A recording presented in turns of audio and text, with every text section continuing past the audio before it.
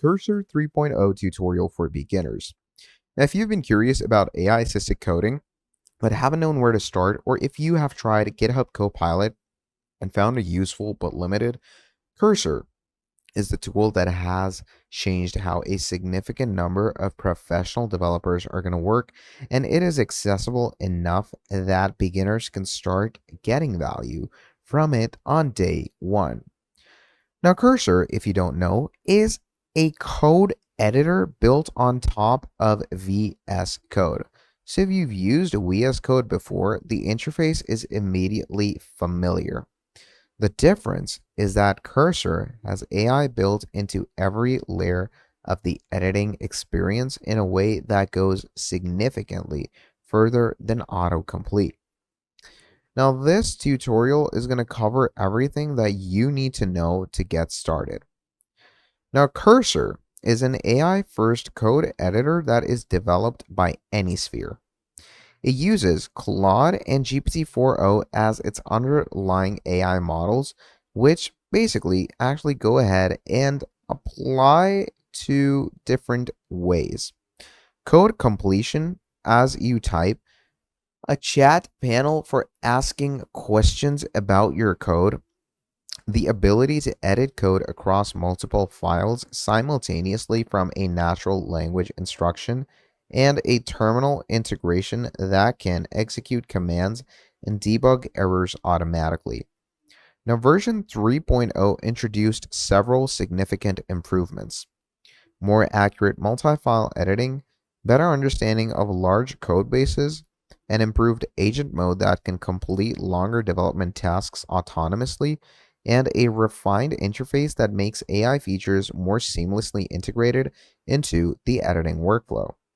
Now, this tutorial covers the 3.0 version specifically.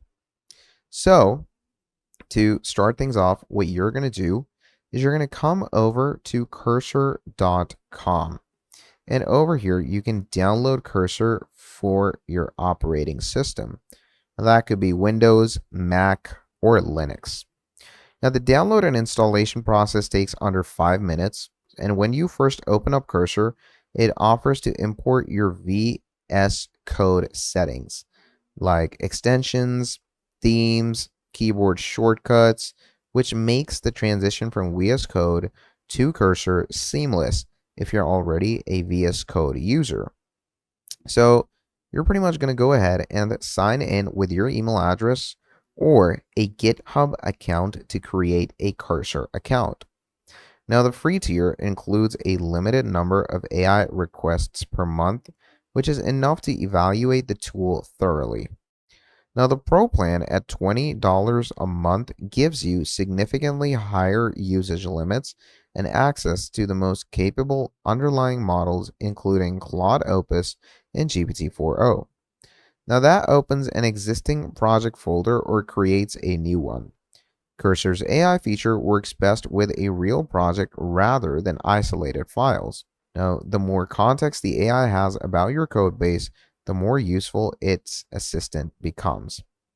Now, the first AI feature that you're going to notice in Cursor is going to be the tab completion. Okay, so the tab completion is intelligent code suggestions that appear as you keep typing.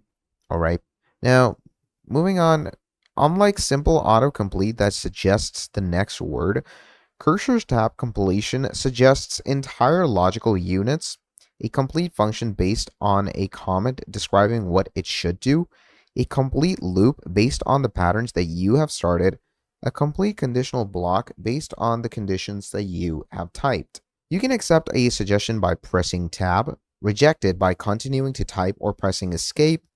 The suggestions appear in a slightly grayed out style so you can see them without actually having to accept them. Now, for beginners, tab completion is a learning tool as much as a productivity tool.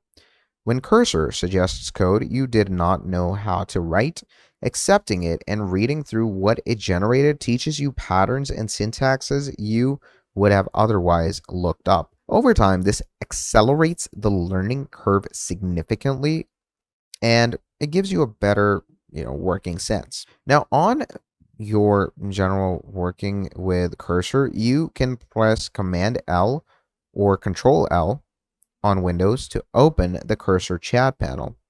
Now, the cursor chat panel is a conversation interface where you can ask questions about your code. You can even get explanations, request examples, and cursor to generate code for a specific purpose. Now, the chat panel is context aware. It knows what files you have opened, what code you've selected, and what your project structure actually looks like. Questions like, what does this function do when you have a function selected, or how should I handle errors in this API call, or what's the best way to structure the database queries in this project, all get answers that are specific to your code rather than generic. So for beginners, that chat panel is mostly useful for understanding what code you did not write.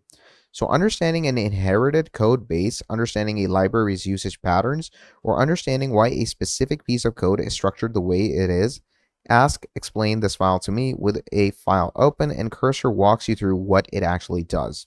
You can also go ahead and start using the cursor composer. Now the cursor composer is accessed with Command I, is the feature that most clearly demonstrates how cursor goes beyond other AI coding tools. Now, Composer accepts a natural language instruction, a basic prompt, and makes changes across multiple files simultaneously to actually implement it in your preferred IDE.